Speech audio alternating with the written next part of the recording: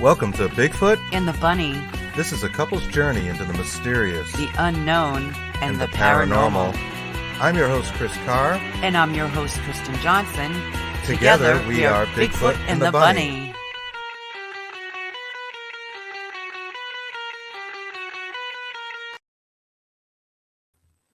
Right on. We are Bigfoot and the Bunny. I'm your host, Chris Carr. And I am Kristen Johnson. Happy Saturday. How are you guys? Happy Saturday. Thank you for joining us this Saturday evening. Yes, thank you. Hello, Anne-Marie Young.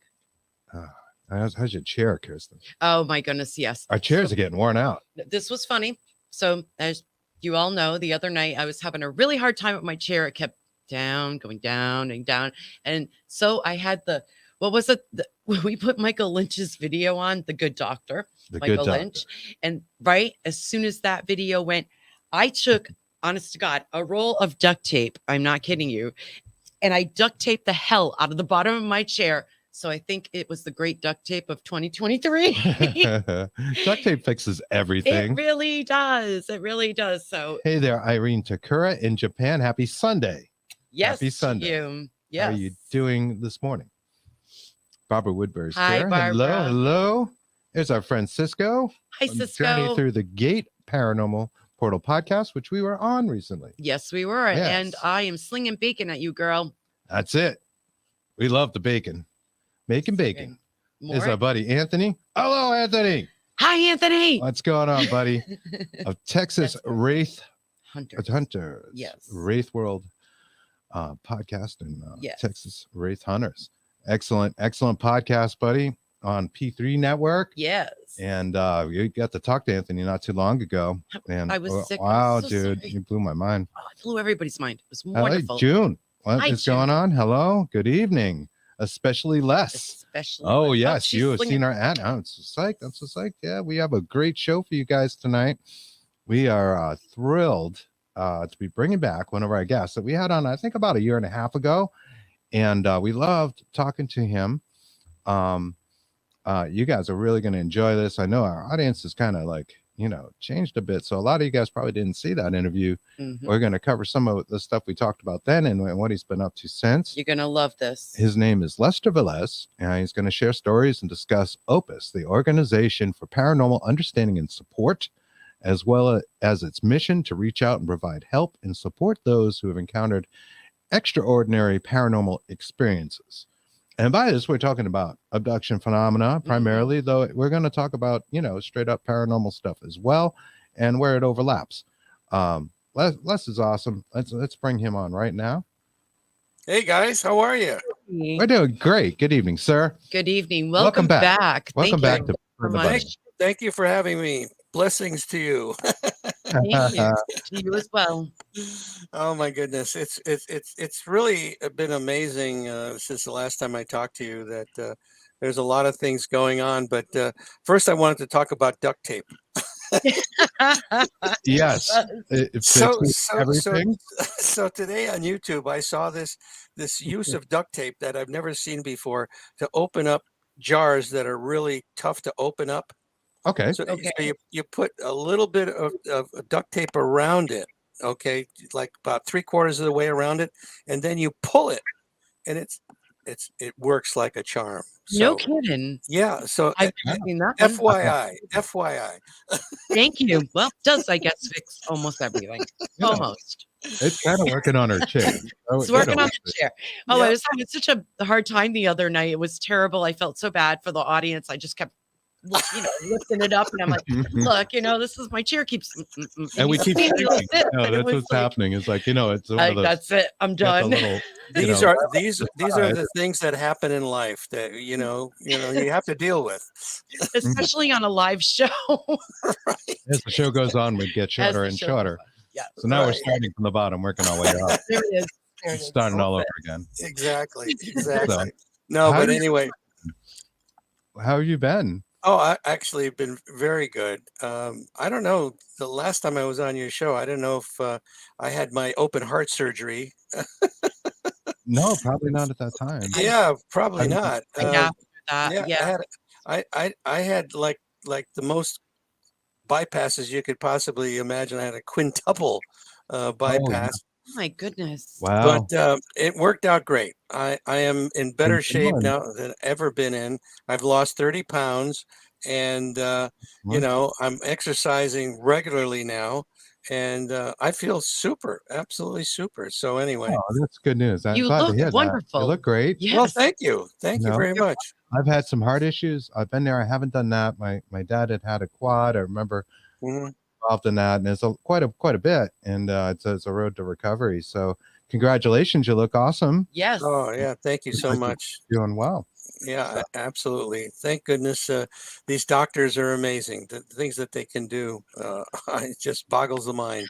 Absolutely. for sure, Absolutely. for sure. So let's rewind. We're going to take everything back. And a question we ask almost pretty much all our guests is: did you have any kind of paranormal, ufological experiences when you were a child? Right. Well, it started for me when I was 11 years old.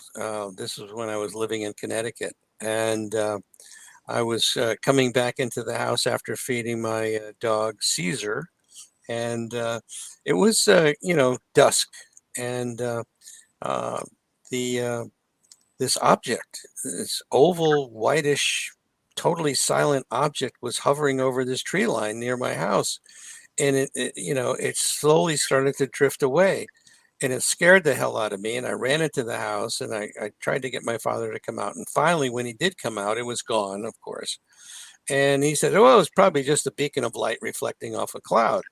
And so I didn't buy that, and so soon thereafter I went to the library and started picking up books on UFOs.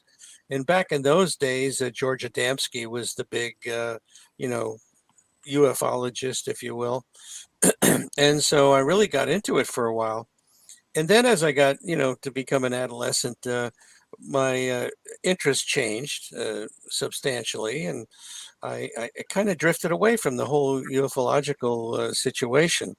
And I went off to college, and then I eventually got married and went into the service, um, and ended up back in Connecticut.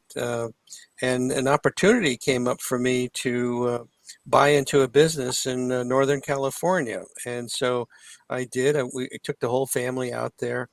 And this was in 1985. And I picked up the San Jose Mercury News, as it was called back then. And Stanton Freeman was going to come to San Jose City College to talk about UFOs and the government cover up. Mhm. So you know, that was like somebody threw a switch, and it was like, okay, I got to go see this guy. And so I went there, and I expected to see a handful of people, but the auditorium was packed. Stanton did you know, his usual inimitable, you know, presentation lecture. Mhm. And on my way out, I there was a table out there in the foyer that MUFON was uh, handling, and they were talking about their monthly journal that talks about UFO cases and things of that nature.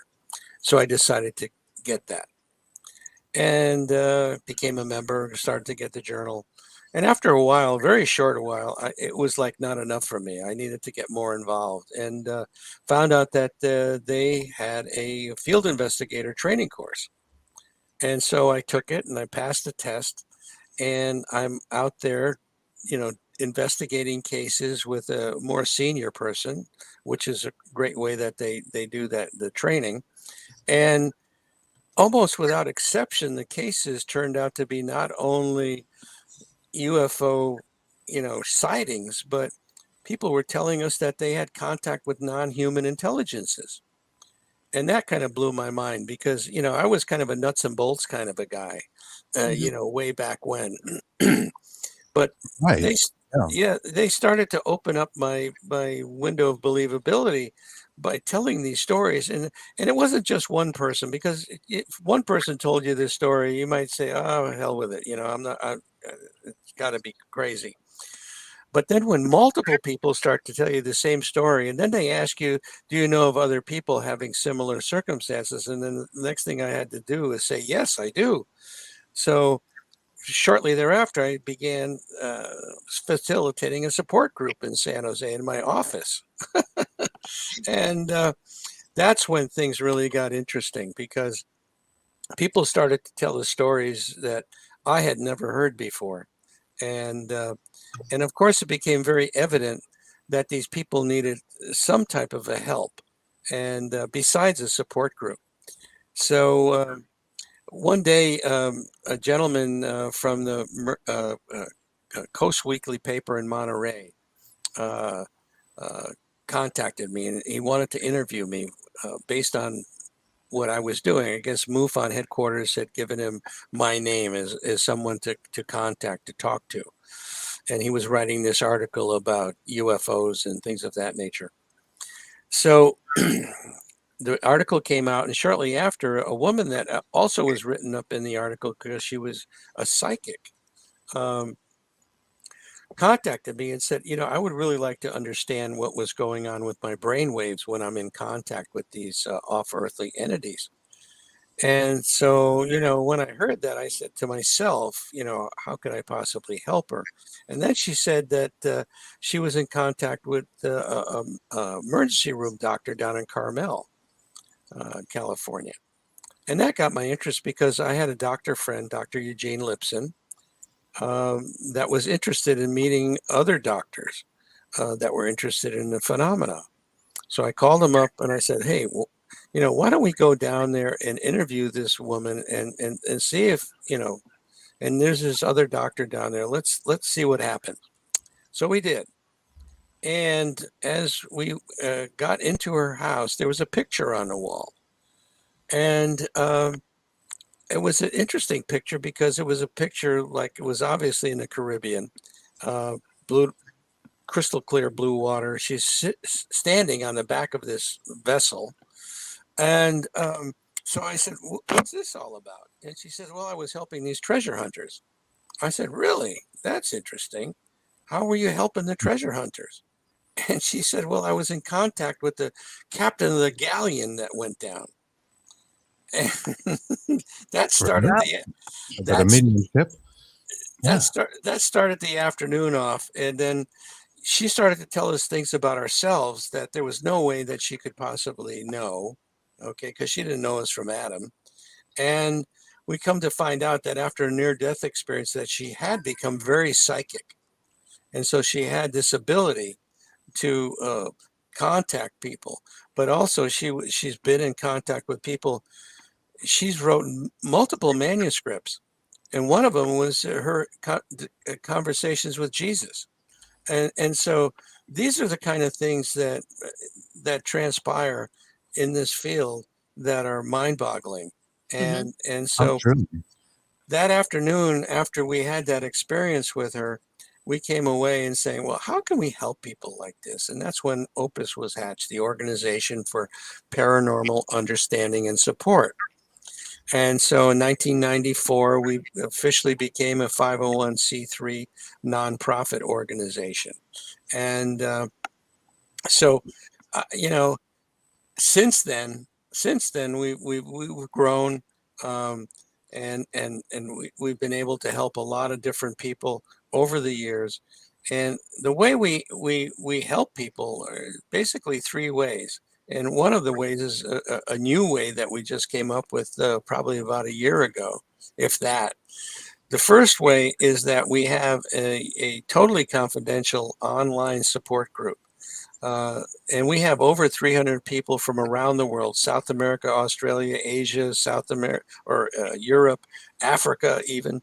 Of course, North America, Canada, that are talking 24/7 and talking about their experiences, asking questions, and it's a totally neutral, safe place for people to come in and talk about their experiences, which has proved to be probably one of the most important things for people, that they understand that they're not alone, that these other people are having experiences just like this.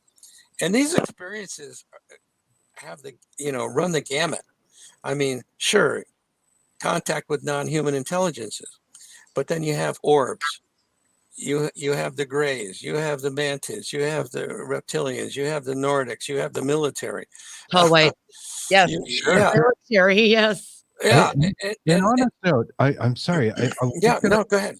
Real slow quick. down a Yeah. little bit, and I just want to rewind a little bit. Why there might be a need to have a support group. Now, one of the things you mentioned a little bit earlier was you mentioned the phrase "nuts and bolts," which in Mhm. ufology, for those that don't know, that maybe are listening, maybe aren't as into UFOs, tends to be like, all right, we're talking about UFOs that are of a mechanical nature versus what, less Well, I think in your words. the fact of the matter is that there's multiple types of quote unquote UFOs. Um, you know, these things can be interdimensional in nature. There could be time travelers. They could be extraterrestrial. They could be our military.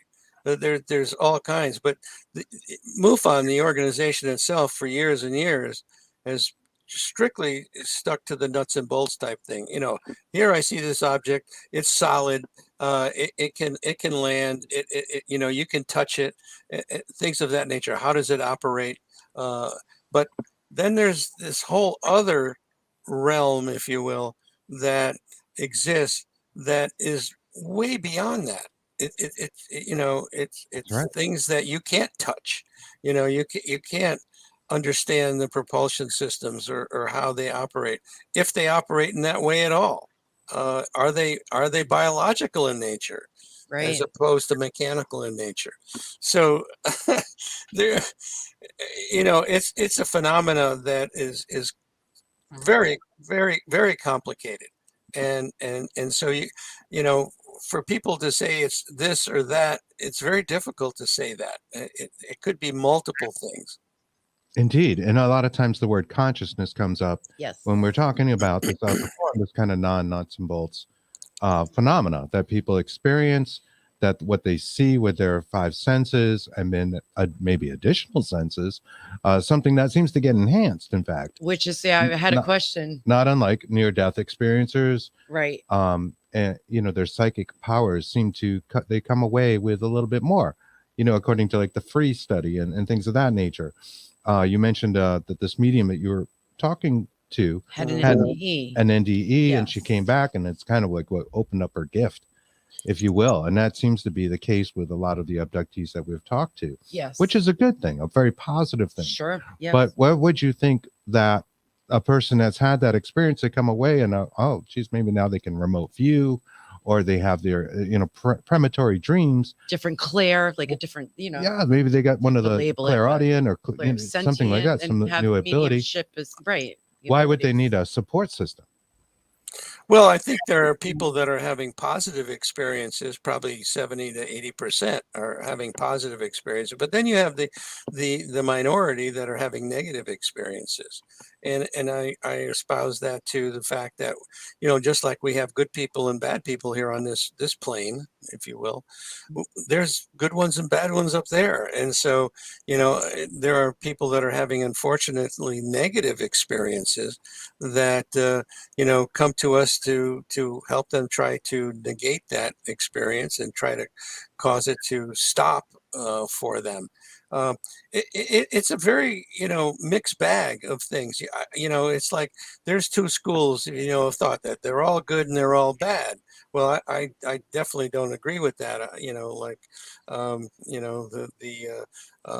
Bud Hopkins and David Jacobs are all bad, and then of course you have Dr. Greer that says they're all good. Yeah, or Jack Fillet Jack can Fillet. be the Yeah. Yeah, I go like Bud this Hopkins because back we in have the so day. many books on the shelf back there about that. yeah. And so I just don't buy that. I think it's a really mixed bag, and just like we have on this plane, we have good people and we got bad people, and unfortunately, you can be unlucky and run into that bad group. But then it gets even more complicated based on your upbringing and how you view the world, and Your culture. yeah, exactly, your culture, and things of that nature. So it's hard to just say one thing is the absolute answer. I don't buy that. We don't either. We understand. We agree, and we agree that things tend to get labeled a lot of times. Right? Yes. This is good, this is bad, this is black, this is white. I mean, we live in a country here in the US anyways. If you're listening in the US, so it's a two-party system, and there seems to be Right. no other options. We can say there's independence, but it's like, well, where Okay. does it go? Everything's got to be black or white. It's very Right. polarized. Right. Well, the reason why I started saying the same thing as Chris did, labels, labels, labels. But a Mhm. lot of times, other people who haven't had this or had experiences don't know what to call them. So we have to say like clairaudient, clairsentient. We have to use those labels sometimes for Sure. people who are new. Sure. So a lot of times they overlap, right? Is that kind of what you're saying, Kristen? That if you're clairaudient, you may have some clairsentience as well. sure. Well, And there's an overlapping of that psychic ability as to what it's just how you labels. That's why perceive I'm talking about how you labels. perceive the Right. phenomena Exactly. as it occurs to you. So Perceptions. the reason why they may, to go back again to that point, need a support group is because not all the experiences are good, right? I mean, sometimes some of these experiences are really mind altering, in a way, from the abductees that we've talked to, and we're Mhm. going to talk about some of the abduction stories. But there seems to be a tendency of people to go back or want to pursue the phenomena Like, after. oh wait. Please, right? Do you find that? I'm People sorry. they want to continue the phenomena. They don't leave it. In other words, like if you had this experience and it was horrifying and it was, say, like a probing or something like that happened to you, Mhm. you would think a person would want to run away, but then they'll kind of come back and they're interested in maybe the whys, the hows. Can you Yeah. elaborate on that? Yeah. I think what it is that, these experiences when they first happen are all very terrifying in many cases. Um, people are not very comfortable with them, for sure. And as they continue, people get to a point where they accept what's going on and they're more comfortable with the experience. And Okay. then later on, when they stop, it's almost like the Stockholm syndrome, where they wonder, why aren't they coming back for me? Why have they abandoned me? Things of that nature. But then Mhm. there's the other side, the minority of people that have had bad experiences right from the beginning, and they continue, where Right. they do want them to stop. Uh, and the question of consciousness, has been a big factor the last couple of years, and the fact that when our shell dies, okay, this energy continues on, Mhm. and you can call it the soul, you can call it our consciousness, or whatever you want to call it. It continues on there. um, I lost my wife last year of 52 years of marriage, and Sorry. thank you. Um, and my daughters went down to a place in Tucson called Maryville, which is a high-end spa, and they needed to do a little R&R, and they worked with a medium down there that was also there, and the fact that they were able to communicate with my wife, their mother, and what this medium was telling them, like one topic was the fact that the medium said, your mother is dressed in green. She does she like green? That was her favorite color. They never said anything to her about that. How Wow. the hell, how the hell can a person tap into something like that? So for me, that is the best proof of the afterlife that I've ever had, that they came back with. And then they told, this medium told them other things that were just absolutely mind blowing. So It's true. How do they know that? Like you said, how do they tap into? yeah, It shows exactly. a connection, a connection that persists beyond the 3D matrix. This life we live that we think is everything is not everything. Oh no. There's more Oh to it. no. Oh, a tremendous amount of things that we just don't understand. Um, and I think that, our energy continues on. And One of the things that the abductees talk about in my book, The Unknown Other and the Existential Proposition of Alien Contact, which is on Amazon and on our website, opusnetwork.org, which you've got running across the bottom there. Thank you very much. You're very welcome. Absolutely. We're going to Yeah. talk about We this. love that. Absolutely. They talk about reincarnation. Mhm. That it is like the universal mechanism. This is something that is this is the way the universe runs. And you hear stories about people, in this lifetime talking about what they remember in a previous lifetime where they were shot and there's a hole in their chest, which is the exact same place that hole was in existence on that person that had passed away a century ago. Mhm. What Yeah. what is that all about? You don't know. It's Yeah. amazing. We actually watched something about that on Netflix Recently, yeah. recently. Yeah. It's a It's something that comes up series, a and it lot, comes right? up, and a lot of times it's children, and then the children tend to forget as they're. I don't want to go through all this, but your pineal gland with the fluoride Yeah. and calcifies and everything, but they tend to forget as they're growing older.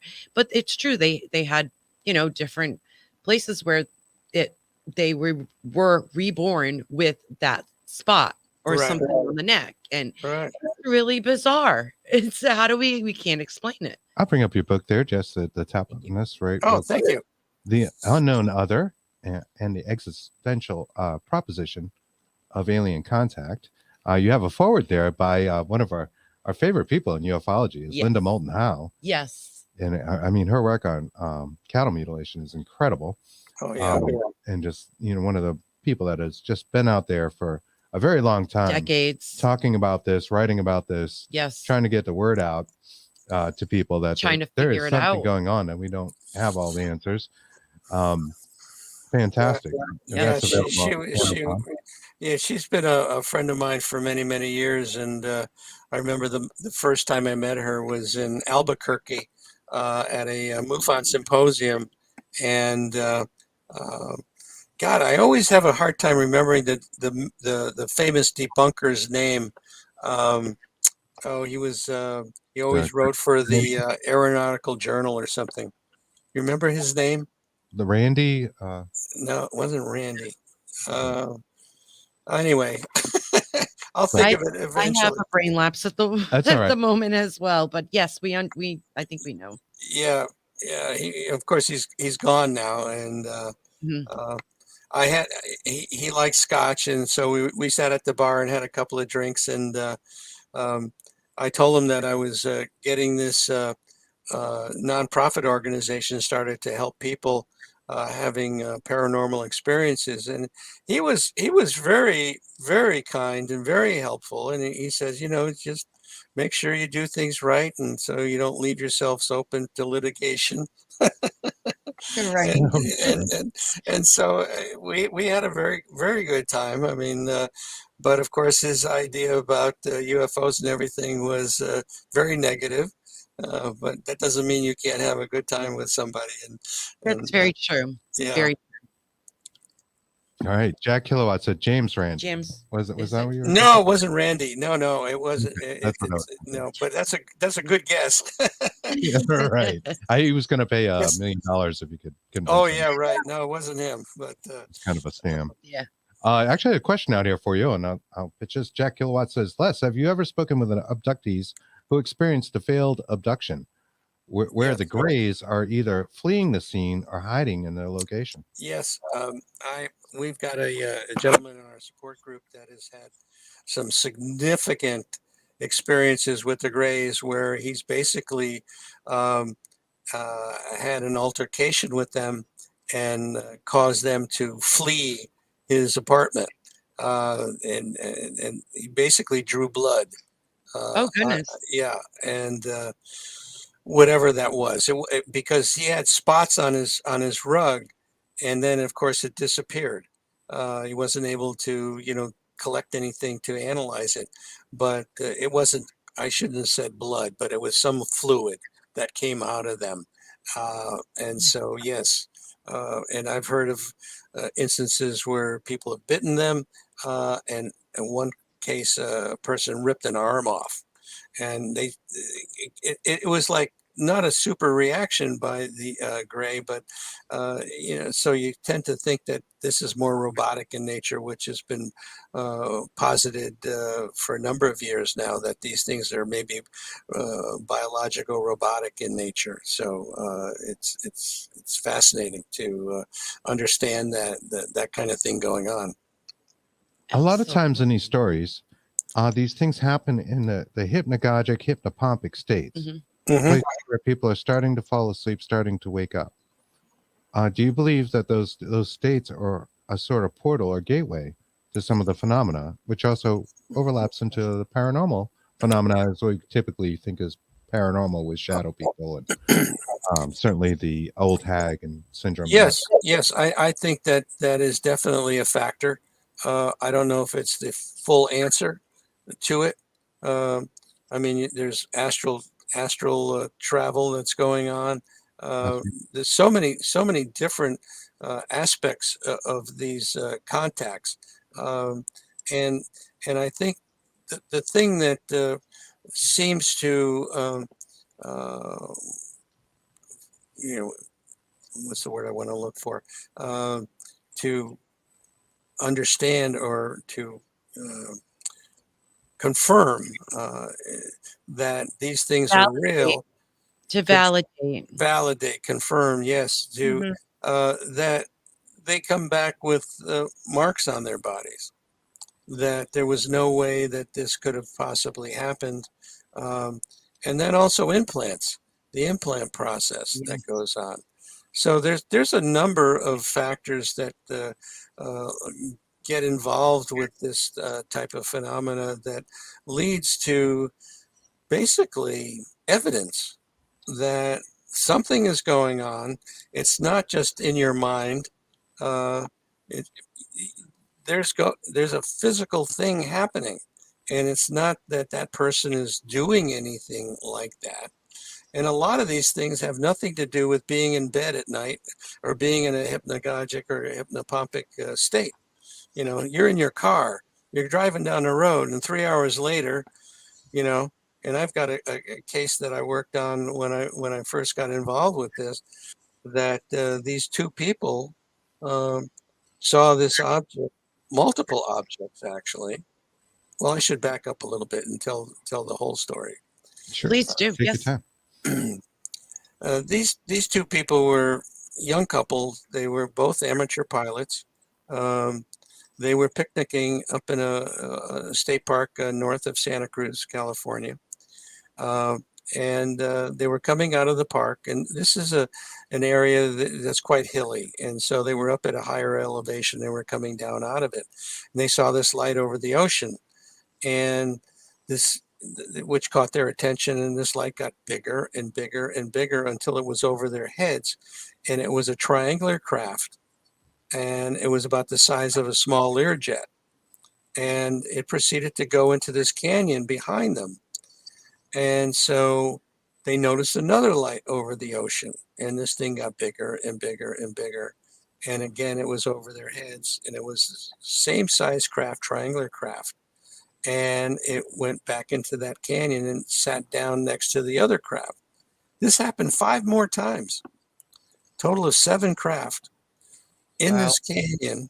And they were all sitting there doing this kind of thing, this kind of butterfly thing. And then all of a sudden, they all went up vertically, all 7 lined up. And it's like they went around a corner and disappeared. Of course, there was no corner to go around. It's just like they went into another dimension or a portal. It's the motion. Yeah. And so, Yeah, right.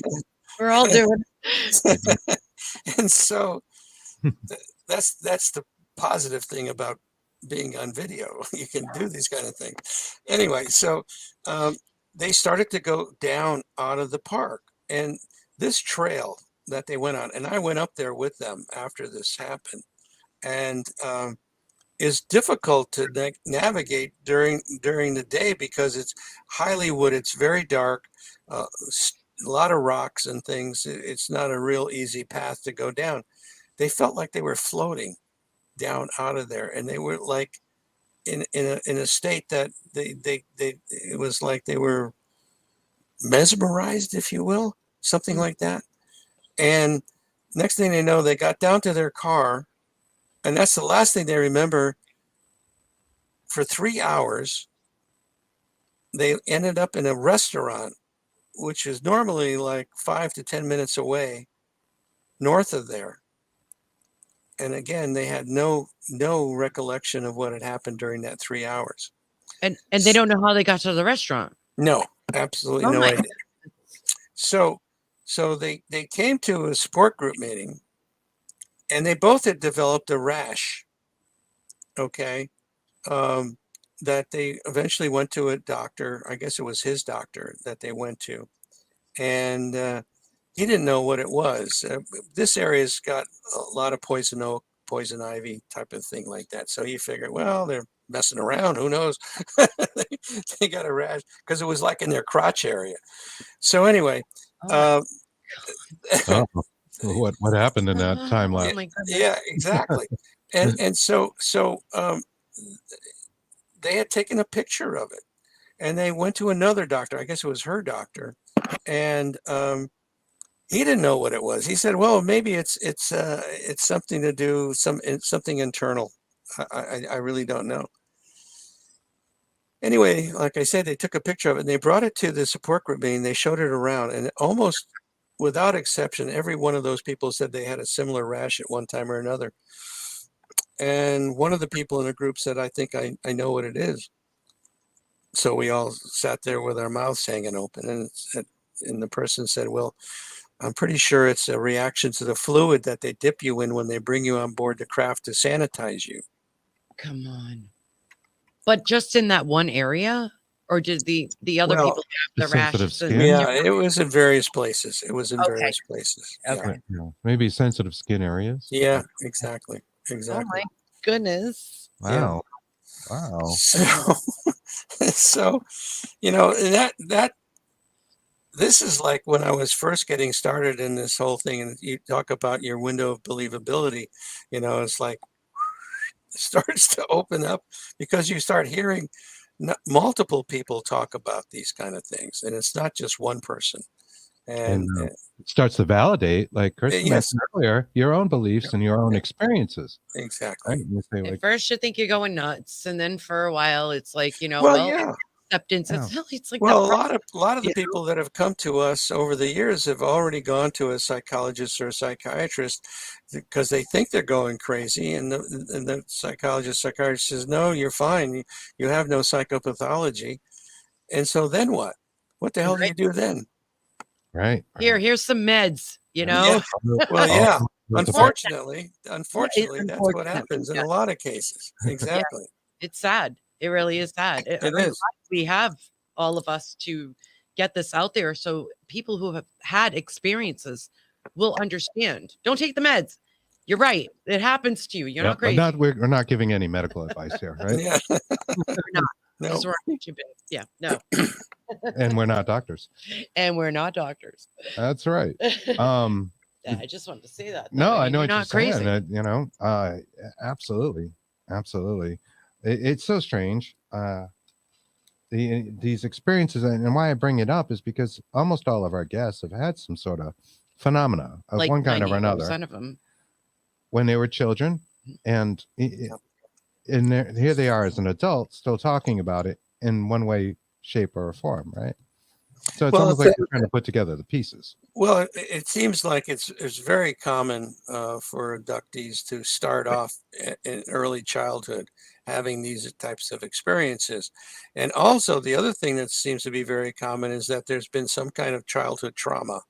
Um, and so they tend to dissociate in a certain way, not a psychopathological way, but a way of handling the phenomena and the stress, the trauma that has occurred in the family, uh, and it's an incredibly common thing. Um, so, you know, it's a stressor that causes dissociation, which leaves them open to certain things. and whether they be contact with non-human intelligences, poltergeist activity, orbs, the grays, you name it. Do you see a correlation between things like this isolationism? I imagine you're talking about with the trauma leads to a certain kind of isolation Stockholm syndrome. with also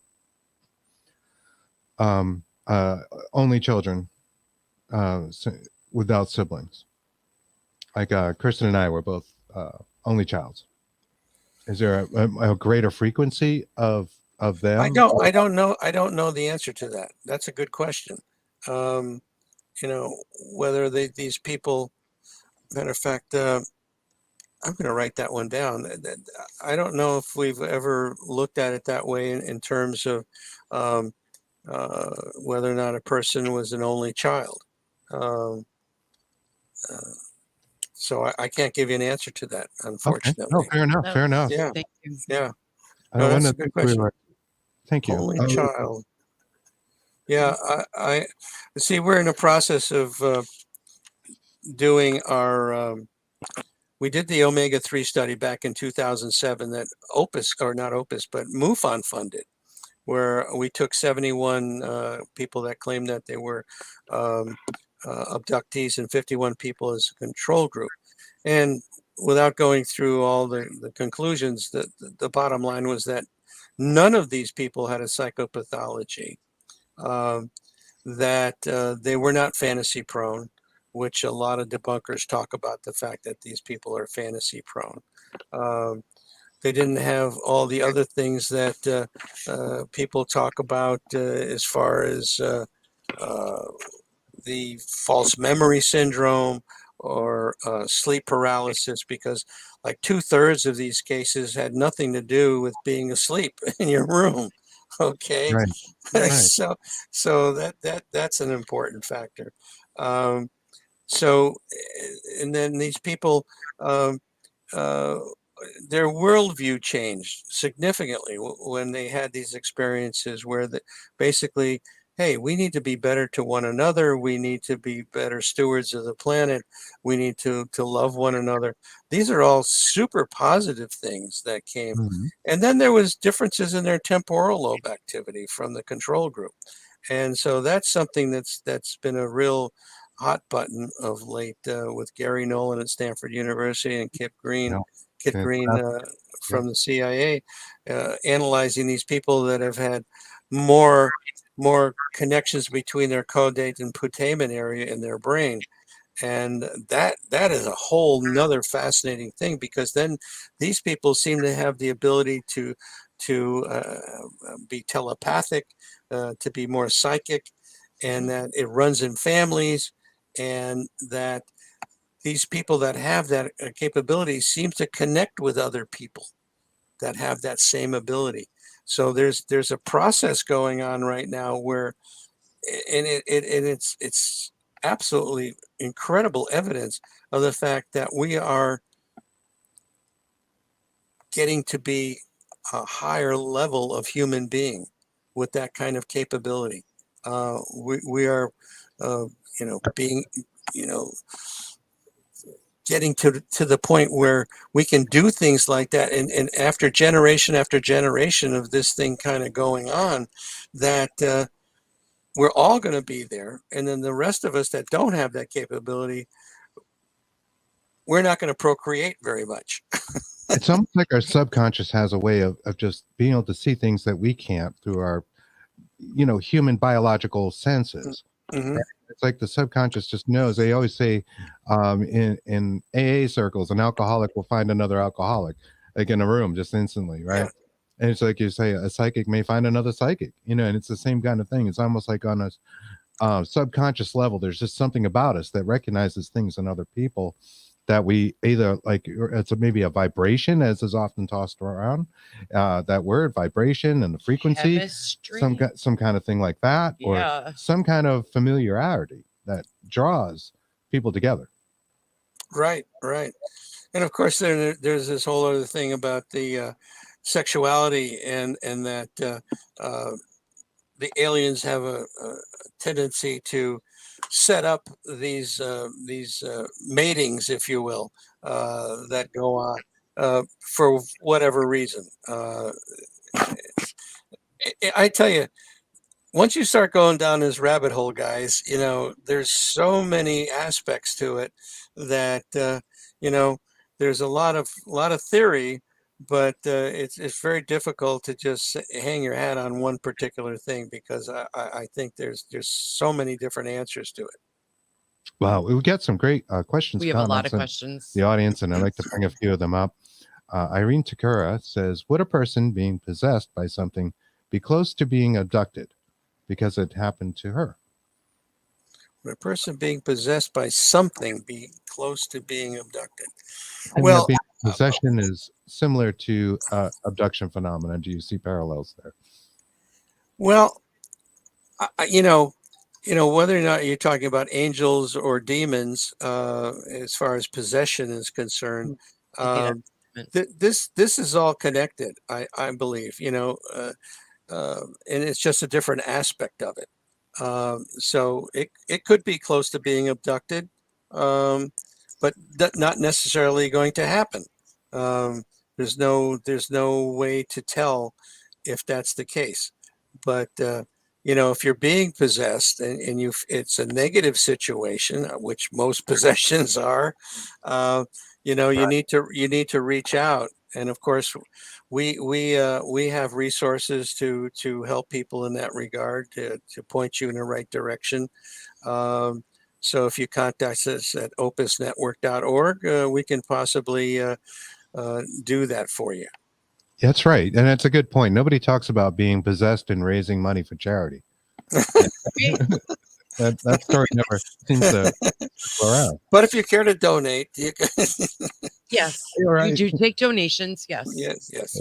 So Jack mentions one of the things that happens to him is you'll wake up about once a year, with a bruise that looks like he had blood drawn. Always the left arm, always the same spot. Is that something that sounds familiar to you? Yeah, well, yeah, absolutely. There's all kinds of marks on the body that seem to occur over time, in various places, in various ways. If it's like one puncture mark, but we've had 3 puncture marks, or 4 puncture marks in a certain area.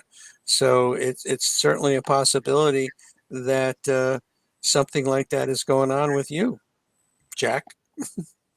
Travis DeLuca says, do you believe that aliens had a hand in creating the modern human?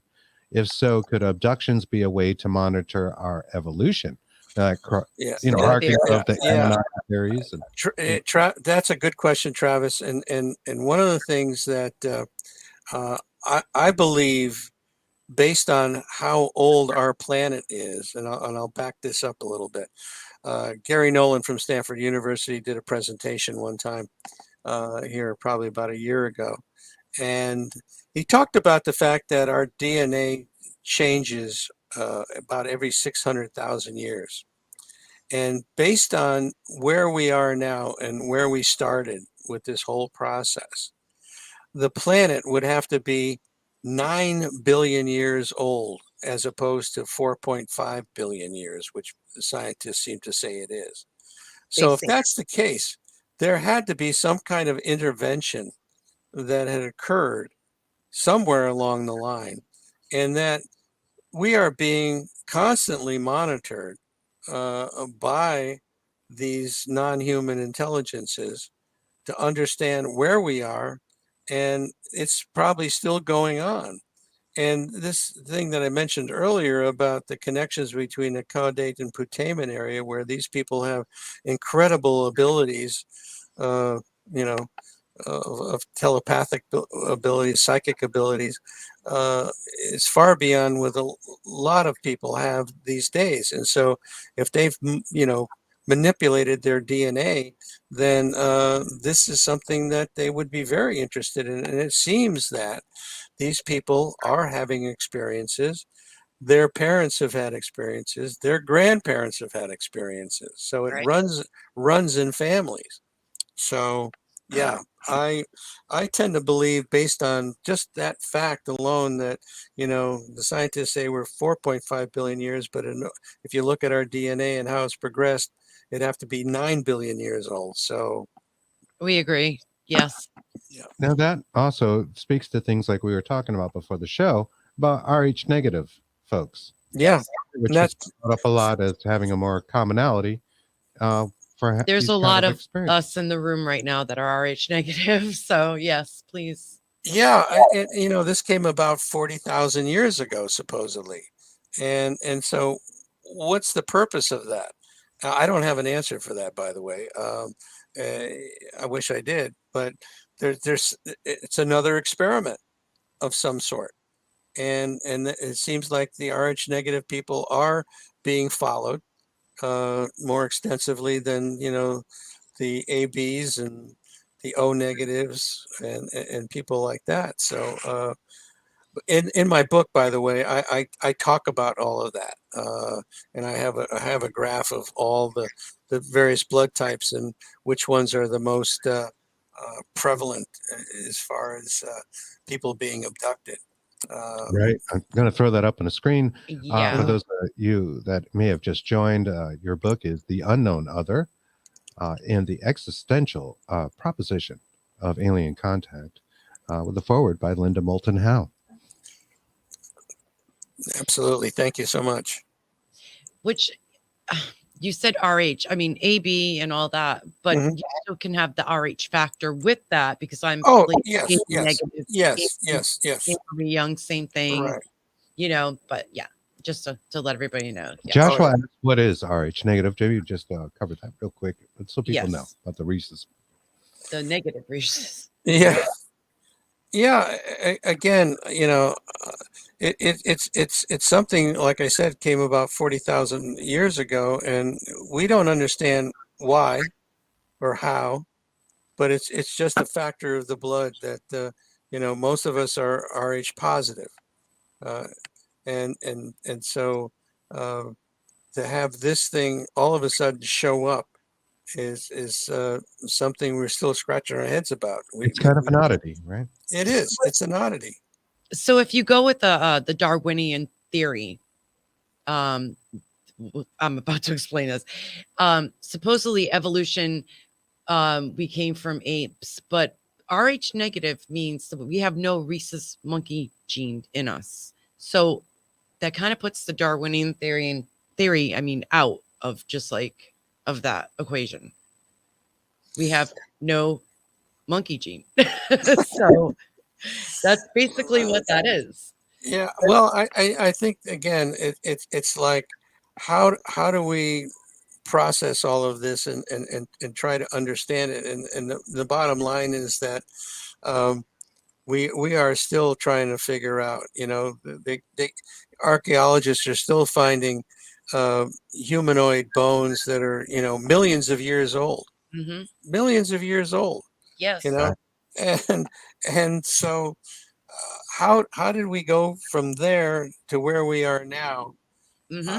I definitely feel that there's been some kind of intervention, you know, It and seems like I our don't history, I don't think just evolution has caused this to happen. I think our histories may be incomplete. We feel this way. Like, Yes. the planet has been around for so long, and we can only see so much in our dirt and dig up so many things before it's just gone. And it doesn't Right. matter whether it was made of steel or whatever it is, especially metal. The plate It breaks tectonics. down. Oh, sure. Well, the longer look what fossils, look what just happened in Turkey and Syria with those earthquakes. I It know. it's horrible. I mean, the places were flattened, just absolutely flattened, Right. and over time, you have these tectonic plates moving, and the next thing you know, you have a subduction thing, and it buries the whole thing, and you can't dig that deep. No. And then most of it's underwater because then the water rises and Right, Yeah. we're on top of this. right, We know. exactly. But we understand what you're saying. The mainstream scientists think that the Earth is 4.5 whatever it Right. is Yeah. billion years old. We actually all think it does go back way farther than that. it's a theory. We can't say really anything else. It's just a theory. You know, we have geologists, archaeologists, just it's a theory. It Yeah. seems likely in that time span That's all we can do. that something may else have lived here. It may have been other civilizations. Certainly. Absolutely. I mean, you can't rule it out just Nope. because we don't have the data to prove it. Doesn't mean you can't rule it out. I mean, we all do a lot of theorizing, don't we? You know, trying to figure out what is this phenomena? Why are these things We happening? all want to know the hows and whys, you know? Of course. Absolutely. But we can't say what definitively that there were. Just that, you know, it seems likely to me that there could have been other forms of life that we're just not even aware of yet. Absolutely. And maybe Göbekli Tepe, and maybe that's that only has 12,000 years old. So I something mean, to do with the aliens. I don't know. yeah, What we call aliens. yeah, Right. label again. So Yeah, labels. You know, that's what we have labels to are say. such a big part of our existence. It seems, and it's probably part of our survival. You know, we need to label what's good and bad, or Exactly. how would we get through? You know, as hunter gatherers to be what we are now. Don't even get me started. Could be difficult. Please don't. More civilizations were here way before us. Oh yeah. Oh, absolutely. We keep finding evidence like Göbekli Tepe. You know, look at Mhm. that, 12,000 years old, and Yeah. you know, before the pyramids and everything. You know, they keep finding stuff like that. That's just That's right. incredible. And there's a lot of cities underwater. There's a lot of Oh things yeah. In the been- Caribbean, they've found those pyramids down there. I mean, those pictures that came up that were incredible. Yep. Yeah. I mean, there's a lot. There's China has them, Japan has them, we have them. I think they just found something here in New England, a little off the coast. I mean, it's a couple of years ago, but it's just everybody Absolutely. has it. So Yeah, it's just it goes from what they think is like what Gowanda to Rodinia or whatever, and it's a lot, and they theorize. Absolutely. Absolutely. So Going back. you mentioned that a lot of people do have these kind of good and positive messages, but it seems to be maybe not the be all end all. Okay, you know, there was some sort of a phenomena occurring in the silo of you know, ICBM. Oh yes. For example, yes. right? Very famous story. Right. Right. You know, they were telling us not to use nuclear weapons. How far does that go? Do you think that is the message? Do you think there are different species of aliens that are causing these things to happen? Maybe Well- one is good for humanity, one doesn't. That's- Well, two things. One is the fact that I think we are dealing with multiple races that are coming here. Some are probably more benevolent than malevolent. The case that you mentioned as far as the Maelstrom Air Force Base, that was the missile was shut. The missiles were shut down. Yes. Rob, I gave a presentation a couple of years ago at the MUFON Symposium to an experiencer group in Las Vegas, and Robert Salas, who was the in charge of the missile base there at the time, I believe he was a major at the time, and his wife were in the audience, and they came up to me afterwards, and they said they asked me if they could talk to me afterwards, and I said sure, and so they came over to my table in the exhibitor area, and they started to tell me their story about their experience. They both have been abducted. Both of them have been abducted. And his wife afterwards came back with the ability to heal people, which she had never had before. This is the kind of thing that you hear, and then people that have had illnesses are healed. And I've actually physically experienced the healing from a person in our support group, the OPUS support group, that was living in Vancouver at the time, and I'm here in Texas. And he did it, you know, from there. And within 2 sessions, I had a shoulder issue, and he took care of it. It was absolutely fine afterwards. So, you know, there's just so many incredible things that go on with this thing. And so, obviously the Salises had a good experience. She came back with the ability to heal. Nothing really detrimental happened to him. Whatever happened was probably more of an examination. But beyond that, he's fine. And so there's so many people, that I'm sure there's people in government in high positions that have had the same experience. But of course, they're not saying anything because they're afraid. And that's the sad part about all of this, is the fact that people need to be afraid in a way, because you may lose your job, you may lose your family, your coworkers, things of that nature, because of this phenomena.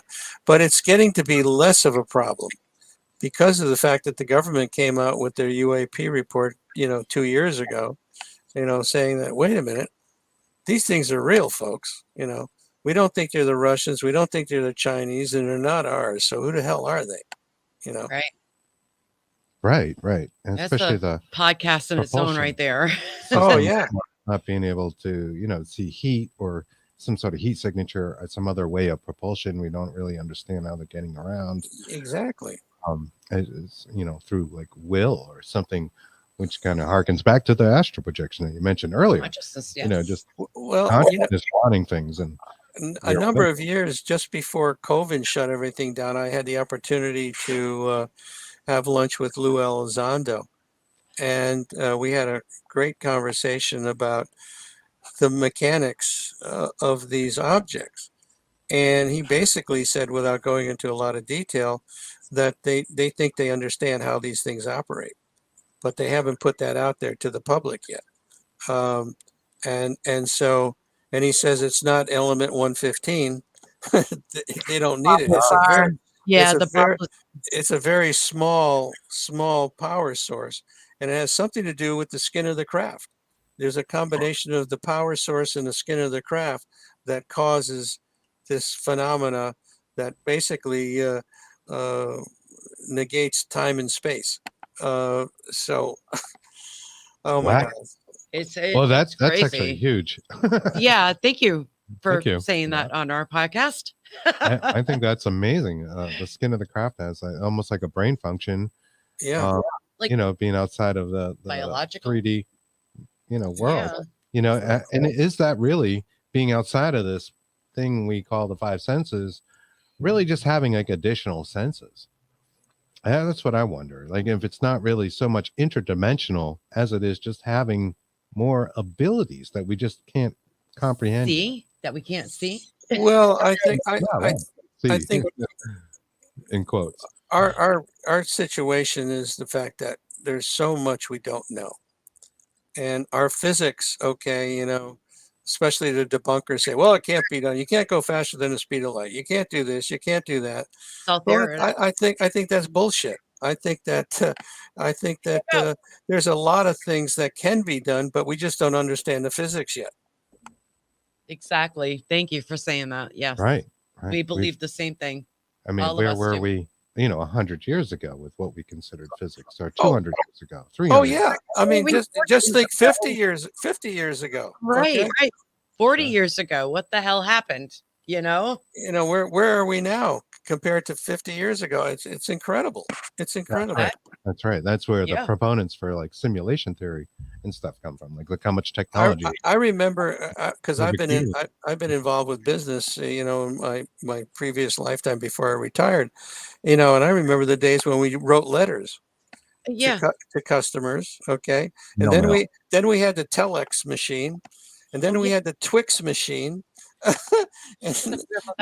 and then in our cars we had two-way radios to communicate with one another. And then we had the big cell phones that were like this big, like a weapon. Big antenna. Yeah. And look where we are now. Exactly. We didn't have the internet back then. You know, it was like, it's just It's incredible. landlines. Yeah. It's weird. How fast? And look at How the fast computer it was. chips and like what has changed there from video games, Pong to, you Well, know, look what we're doing. Look what we're doing tonight on Zoom. yeah, yeah, Or exactly. on StreamYard. Okay, this is Yeah. StreamYard. But Yeah. I mean, you know, the bottom line is that this technology is incredible. Mhm. It really is, and it's happened so fast. Where it did it has. come You know, is it through some sort of backwards engineering, reverse engineering Mhm. that we've got here? That reminds me of a story that in the 50th anniversary of Roswell, I was there, and I had the opportunity to talk to Colonel Corso. really? And yeah, and I went up to him and I said, you know, introduced myself, and I said, you know, you've had a remarkable career.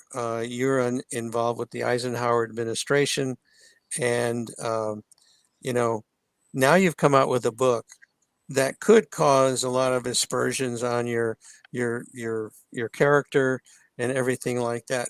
And I said, why would you come out with a book like this at this point in your life? Because this was near, I think he died at like a year and a half later.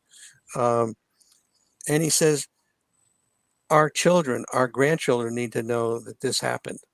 This absolutely happened. So based on that conversation with him, I totally believe his sincerity in the fact that they reversed a lot of reverse engineered a lot of the technology that they pulled out of that craft, and that there Absolutely. were bodies and all that. You know, it was absolutely true. Uh, so, and you know, even this retired general from the Israeli army, Haim Eshed, that wrote this book recently about the fact that, oh yeah, we've been working with the aliens. The United States knows them. We know them. We got bases on the moon and on Mars, and the Space Force is, you know, yeah, sure, we got that. And they asked him, well, why hasn't the aliens made themselves known? And the aliens have said that, well, we're just not ready. And I don't blame them. I mean, we're such a warlike creatures. You know, Terrible. the first thing we're going to do is shoot first and ask questions later, Exactly. which we're doing now with these balloons. We're just shooting them down and not. Wait. You know, So far, one we know was the balloon, the Yeah, first one. yeah. The other two we don't know about. Three. There was three more that we have no Yeah. idea what they were. And then they tell us through the media, okay, Yeah. that they're just gonna let it go and they can't find them and they're just done with the search. Yeah. Excuse me? Now, the one in Alaska is the one that bothers me. I think you're muted. oh, Yeah. they're unreachable. Yeah, they're unreachable. That's what it Yeah. was. And the one in See? Alaska is the one that Maybe they bothers me the most. That was Wow. not a balloon. That was cylindrical. People saw it, and now we just don't know anything. Yay! Yeah, it is suspicious. Terrible. That is for sure. That is. I, That is I don't for- think you're one of those people that thinks that maybe the UFO phenomenon, as we know it, began with Roswell. Do you think it Ooh, yeah. it No. goes back through history? Oh, eons. It goes things- back eons. I mean, in my book, once again, I talk about the cave paintings in the area between France and Spain. That there are definitely pictures of UFOs. There are. They're unmistakable. You know, you could not understand anything other than the fact that it was a UFO. So I have pictures. I have pictures of those cave paintings in my book, and so this has been going on for, you know, Millennia. forever. Yes. We definitely believe you. My God. Especially with the cave. Yeah, we paintings think and so things. as Oh, God. well. Although, you know, there seems to be a part of the community that out there that does seem to think it kind of starts with Roswell. But Something we would agree with happened you that this has been going on 45. forever, and that there Yeah. are stories. You know, Well, those Renaissance paintings, you know, a lot of those Renaissance paintings where they have the UFO in there, you know, Oh, yeah. and they're setting down a ray of light, and there's a reason for that. I mean, if nobody had seen anything like that, why would they even put that in there? Exactly what we said too. We were like, why? What is that? Yeah. What is that Yeah. supposed to represent? And Exactly. Sure. Yeah. And then we get back to the labels, right? And I don't know if I mentioned this on the last time you were on, but I've talked about it on the show before. In colonial times here in New England, where we are, the first UFO sighting that's recorded was by Governor Winthrop, I believe, in Yes. 1639, Hmm. of these gentlemen that were going down. It was a secondhand account. He was a governor of the Mass Bay colonies here, which, we were still attached to England at that point. Going down the Muddy River, which is off the Charles Bean River out here near Boston. Seeing this, what they described as a flying pig. Yeah. And Yeah. the gentleman described as On being fire. very sane, very sober people, going down a river, seeing this, and then having a time lapse phenomena where they ended up the river. After it was done, they were all looking at what they described as a flaming swine in the sky, Yes. and it was darting around and this sort of thing. He wrote this in his diary, right? Yeah. Isn't that Yeah, incredible? That's They incredible.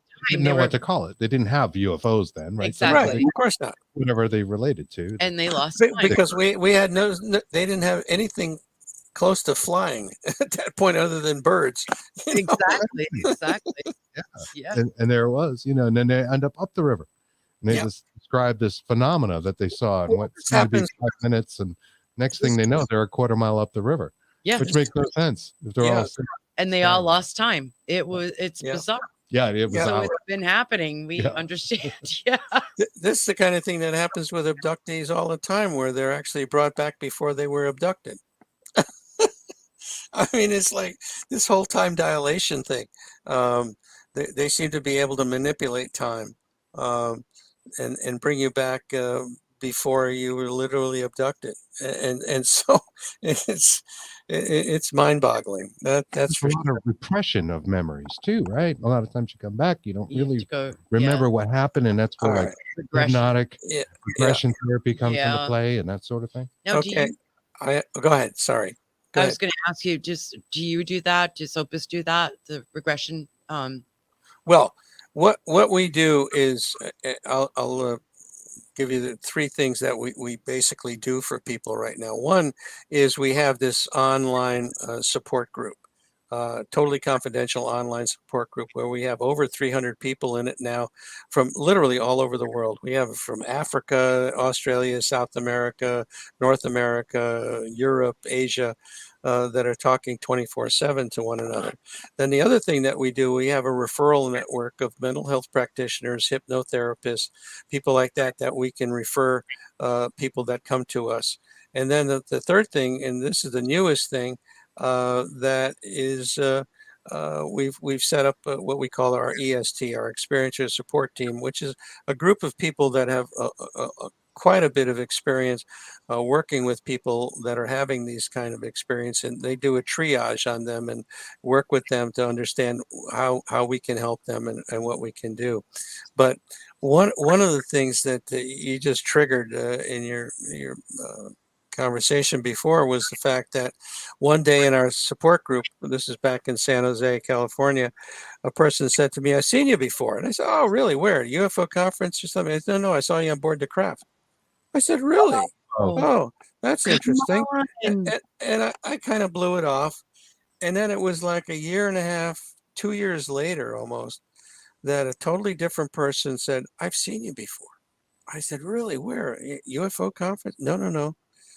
You were sitting on this bench naked on board the craft and you were freaking out, and they told me to go over to you to calm you down." I said, "Really?" Wow. So at that point, I decided to go get regressed. And in that process, I did not find out anything with regard to alien contact or being on board a craft, but I found out about multiple past lives that I've had. Wow. And what someone later, after I told them about this process, said to me, he said, "Well, perhaps this person somehow tapped into a previous life where you might have been abducted." And that's certainly a possibility, because if they can control time and space, that there's certainly there's certainly a possibility that something like that could happen. But yeah, I had and most of them involved, some type of a military situation, which in this lifetime I've been involved with the military as well. I was an artillery officer, and I was in the Army for 6 years. So my thank you, and my life always seems to have revolved around, in most of those experiences, around military. One of them, I was a samurai. Wow, and that's and and amazing. and that experience was so traumatic for me, because I was madly in love with a woman, but I could never be with her, simply because the shogun was always having me going off to battles, and the warlord was going having me go off to battles. But I was a pretty lucky guy because I ended up teaching the others, and I lived to be 72 years old. So literally, 3 years ago, because I'm 75 now, 3 years ago, I kept looking at the calendar and I said, am I going to live past 72? Because I died in Wow. that in that in that particular lifetime, but I Right. made it. So That's so interesting. Actually, it reminds me of our friend Greg. I don't know if he's still with us. He was in the audience earlier. Yes. We've talked about past lives, and he was a soldier in Vietnam, and is in your age bracket, and I believe he had warrior like past lives as well when he Mhm. went through that kind of treatment. And it's interesting, like you are what you are, and yeah, these cycles may repeat in some way, just a yeah, different environment, that we're abs- sitting in. yeah. It is fascinating. It's absolutely fascinating. I mean, we just we just have to keep scratching our heads as far as all of this. Exactly. I'm sitting here thinking, I'm like, well, I said to him before the podcast, I'm like, well, we've never been abducted. But then I looked at him, I'm like, but we don't know that. And I grew up with shadow people. Well, two of them. And then I looked at him, I'm like, geez, do you think those are, aliens? Do you think I was like abducted? I don't even know.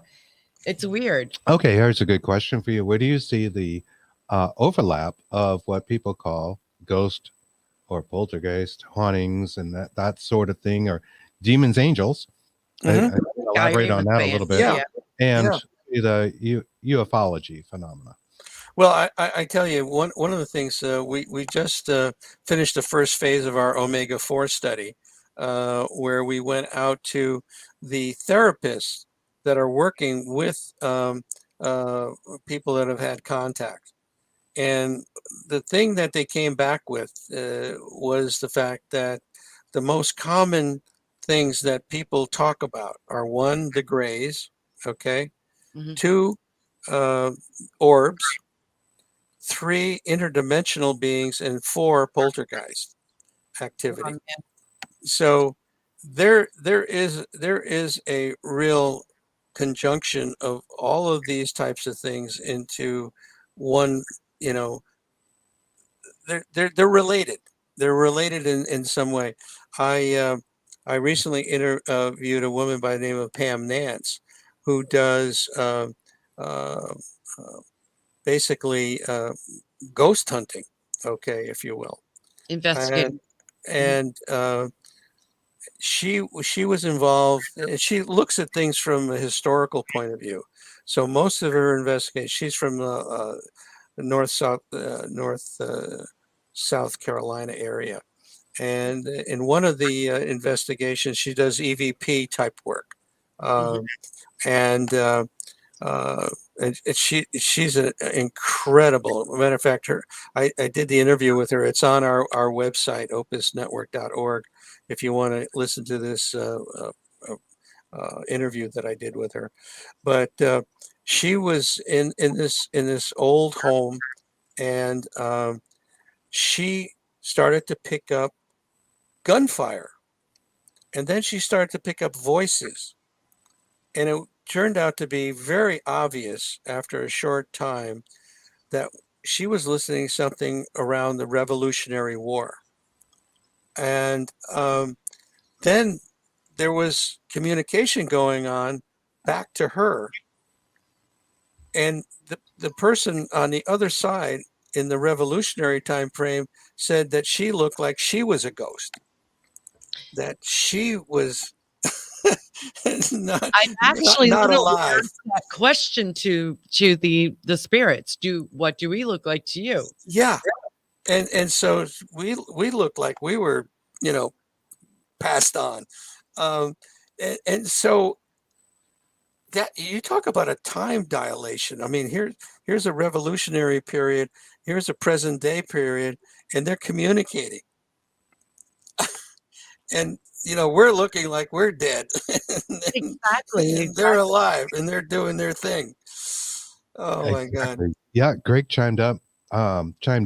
World War II crossed paths with my father's destroyer in the Pacific off the coast, off of Okinawa.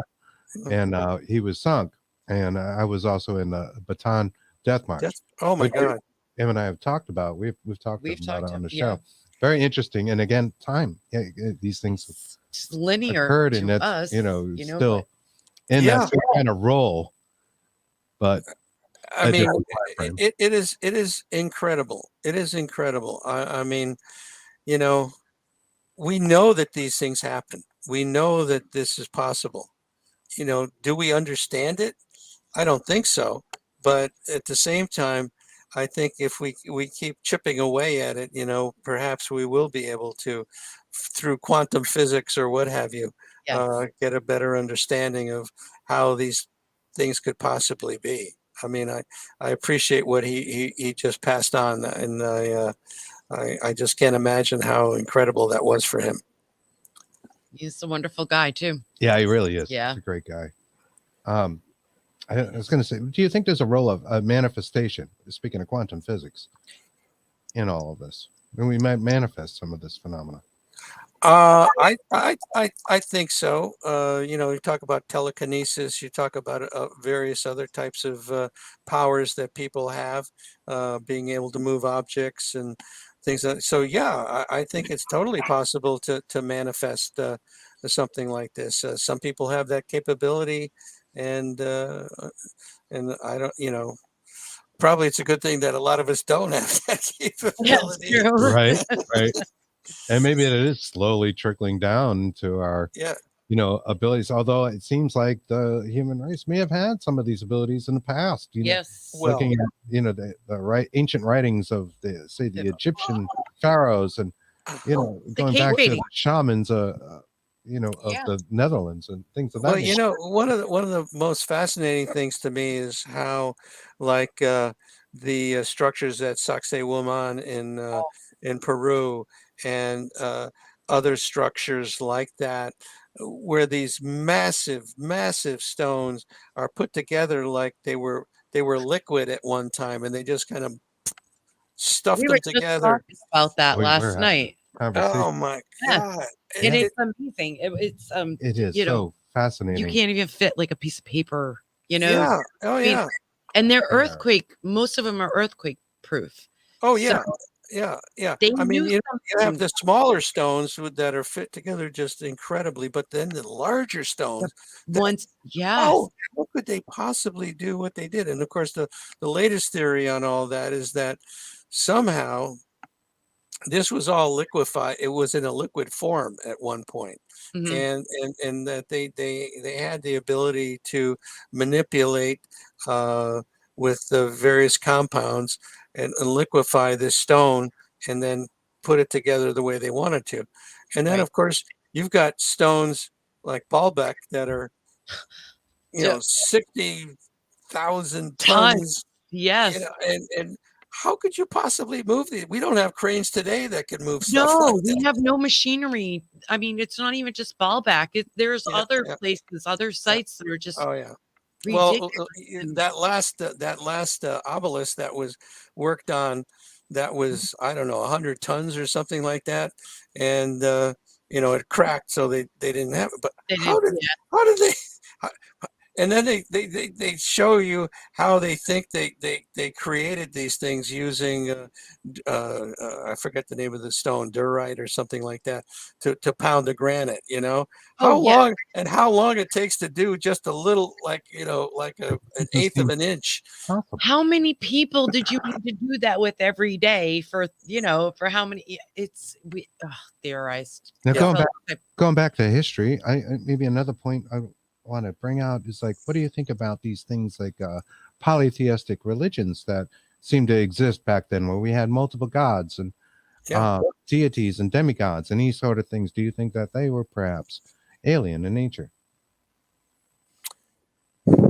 Well, I have to go back to the Egyptians when I think about that, and they certainly had a pantheon of various gods that they worked on, and it's almost like you look at the coloration on the hieroglyphics that they've they've done green and then yellow and all these other blues, and you have to wonder, why did they color them that way, and how did they look? Why did they look that way?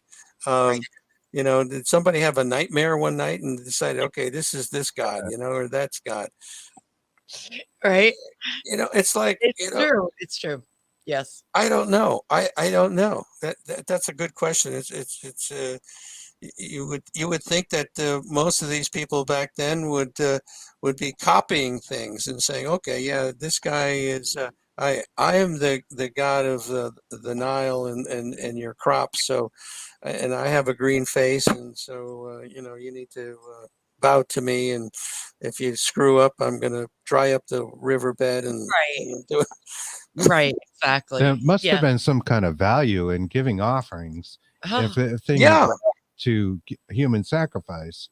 Yeah. And the pre-Christian, well, certainly including Christian, but days, if everything led to human sacrifice and that was the ultimate way to get your crops to grow or the survival of the town, Right. there had to be some value in giving an offering of like, all right, well, here's some bread, here's some honey, here's some mead, that sort of thing. Like it would escalate to like, Yeah. well, if I It get would- something for this, then I Yeah. can give you more. Yeah, where would Got- this thing start? Why would that have started? Exactly. Then Yeah. and then we go back to the Sumerians with the Anunnaki, because Yeah. they were 1,000 years before them. And that one actually makes more sense than any of the other ones. Right. In the sense that these things came down, hey, we're taking over, and you got to do this, you got to do that, and we need laborers to find gold and Yeah. things of that nature. And Hit your DNA up with the, Yeah. the Darwinian theory. And theory, I mean, here we have Far East naked people. Mhm. I don't Who know. knows? Who Who knows? knows? We don't know, but We don't have all the answers. No, We and don't. know That's if true. we ever will. That's But the it's fun. It's fun to talk about it. It It's sure is. fun to talk All about right, it. my friend. We love talking about Oh this my stuff. God, yeah. We love theorizing and Mhm. hoping that maybe we hit the mark and Yeah. we'll figure it out The house of eventually mice. as a species. Yes. Right. Excellent. So, Yes. what do you recommend people do if they've had an experience out there, some sort of experience they can't explain, or feel maybe like, it's affected them on a level they don't want to necessarily tell everybody about it? What should they do? Yeah. Well, I think one of the things that happens to people that are having these types of experiences is the fact that a lot of cases they're afraid to bring it out, to tell their coworkers, Family. their family members, people like that. And if they do, and then they get ostracized about it, then that's really a negative situation for them. And so, what do you do? And then, the thought comes up, well, hey, am I crazy? Is this, some kind of psychopathology? And then they go to a therapist and they find out, no, you're fine. You have no psychopathology. So then what? And what we realized after many, many years is the fact that there needs to be some kind of of a, of a organization that can help people like that are having these kind of situations. And so that's when my doctor friend and I started the OPUS organization, the Organization for Paranormal Understanding and Support, which you can find at opusnetwork.org, which is scrolling across the bottom of here. Thank you very much. And so we have the ability to, first of all, put you into a support group if you so desire. It's totally confidential. So you can, tell your story, ask your questions, and you know that you're with people that are having similar circumstances. So you're not alone. And that factor alone has proved to be one of the most important things, the most beneficial things for people. Then beyond that, we have a referral network of mental health practitioners and hypnotherapists. A lot of people are looking for a hypnotherapist to kind of go a little bit deeper to find out about their experiences. And one of the things we talk about is the fact that you need to be very sure that you want to delve in deeper into your experience, because you may find out something that you really don't want to know. So the old story about, once the toothpaste comes out of the tube, it's hard to put it back in. So, we caution people in that regard. And then the third things we do is we have a triage group called the EST, the Experiencer Support Team, that is very, very knowledgeable in a lot of these areas. And so if a person wants to talk to someone, you can actually talk to a live person and, understand, uh, you know, uh, what it is that they can do for you, and they can understand what you need.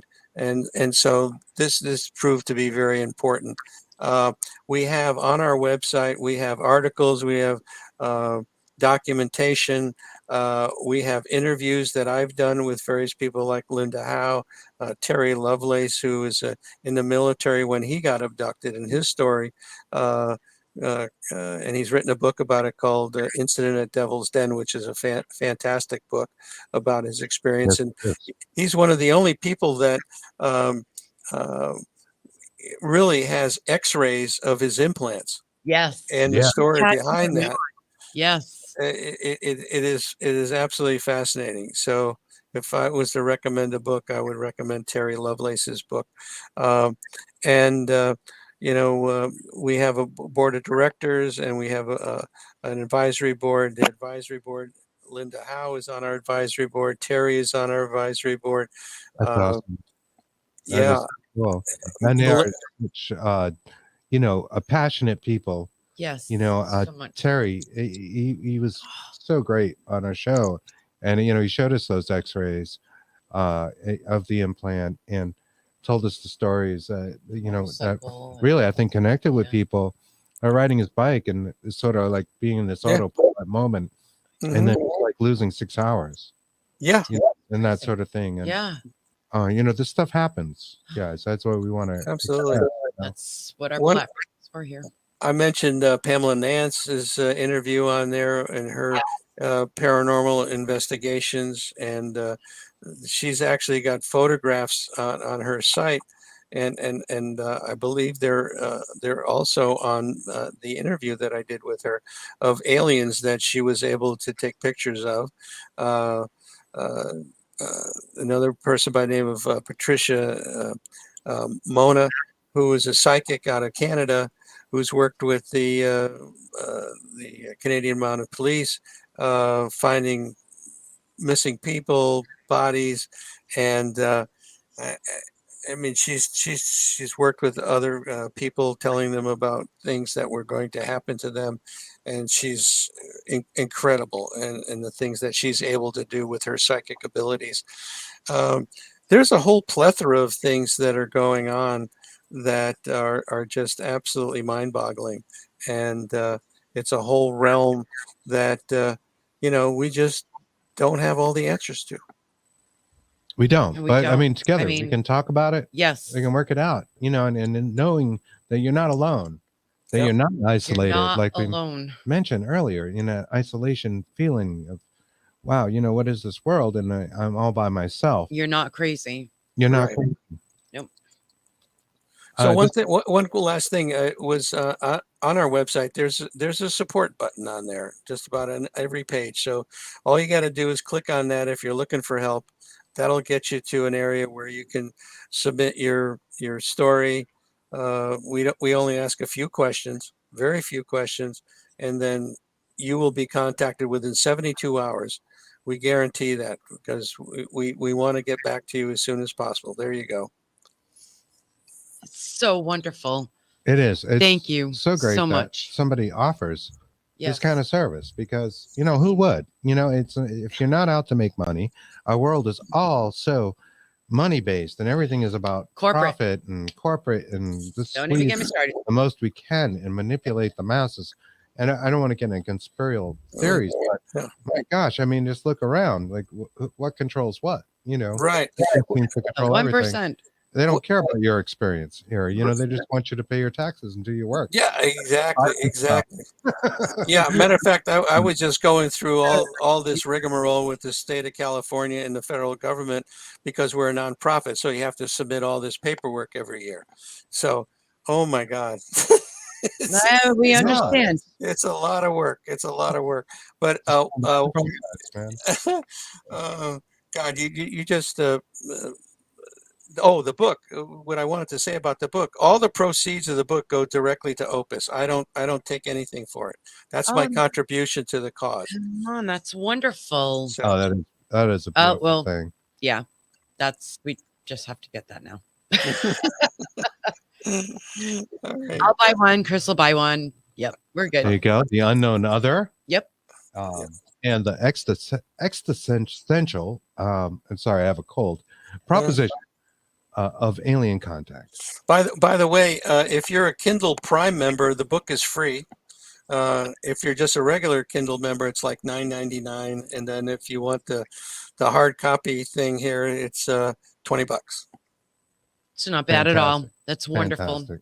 Thank you. My God, thank you so much for everything you guys do. Everything. Oh, this has been great. And Yes. I'm so glad that we were able to present a safe space for people that have had experiences they can't quite explain, and maybe need to hear something else about it, need some help. I don't know, just want to bounce something off of somebody. Like, does this sound nuts? I had this happen to me. And that is what our platform's about. And we hope that we're reaching people in that way, in that regard.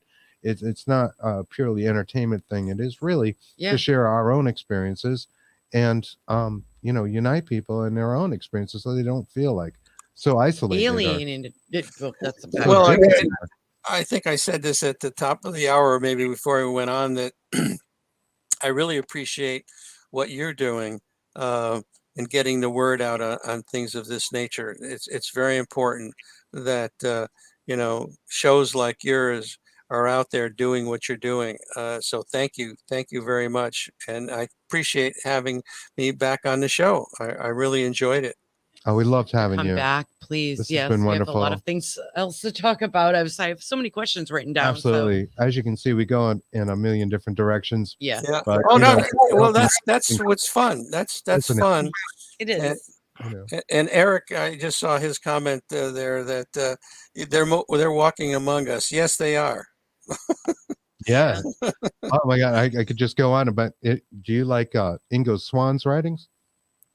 Oh my goodness, yes. Yeah, because you had mentioned that in the beginning of the interview. I wrote that down too. And the moon base and Oh yeah. Sure. He talked a lot about aliens walking among us and bumping into in grocery stores and that sort of thing. Oh my God. Yes. Think that's happening. Please, we would love to have you back again. We're gonna have to I'm gonna file these questions. Okay. I'd love to come back. Love to come back. That's wonderful. Thank you for joining us tonight. Yes. Thank you guys. I really appreciate it. You're very welcome. Anytime. And I like your logo up in the top there with the Ukraine flag behind. That's really great. I can only pray that this damn thing gets over with soon. Those poor people in Ukraine are just so bloody. We just hit the 1-year anniversary, and can't believe that. It's awful. It's awful. Thank you. All right. Well, we're going to wrap up. Let's stick around. We'll be right with you. Thank you to everybody who joined. Thanks, guys. We appreciate you. It's been an amazing show. Les is so awesome. Come on. No, but we covered so many things tonight. If you've had an experience, and I mean, if it wasn't for Chris, I honestly would not be here right now doing this. So you were my savior here. Yes, and you probably wouldn't be here. I'm not nuts. If it wasn't for me. That's true. But thank you so much. Yes. You guys are great. Yeah. We love you. We'll see you next Thursday on Dark Horse Paranormal Podcast. Have a great week and stay safe. Good night, guys.